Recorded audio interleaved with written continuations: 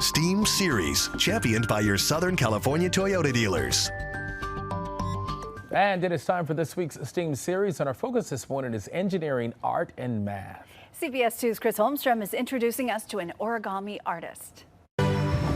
The search for the perfect pattern, a meticulous slice with the razor knife, some folding, then tucking, and eventually a creation, something like this. Origami is limitless. Meet Matthew Hine of West Hollywood. I am an origami artist. From something flat and flimsy, Matthew can create structurally sound three-dimensional sculptures.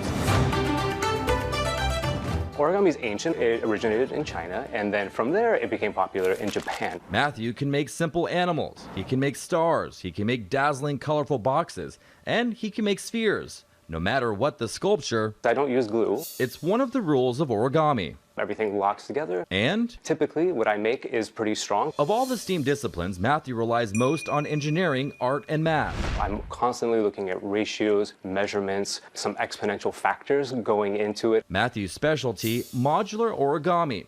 It requires multiple pieces of interlocked paper, each one cut to the right size, each folded precisely into a predetermined shape. We're talking about 8, 16, 30, or 60 pieces going together.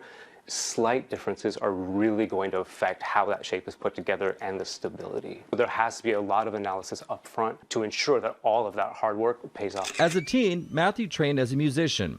He says the practice required to master his instruments laid the groundwork for much of the success he's having today. That analytical nature of practicing the piano or the bassoon, taking that sort of precision and practice and bringing that practice to my origami as well. It's something that's honed through that repetition, that practice, and trying to be precise. Matthew's advice to aspiring creators: I would encourage young people to cast your net wide. Try lots of new things, see where your talents are. And if you're lucky enough to find what you love, spare no effort to get as good as you can. Persistence will get you far everywhere in life.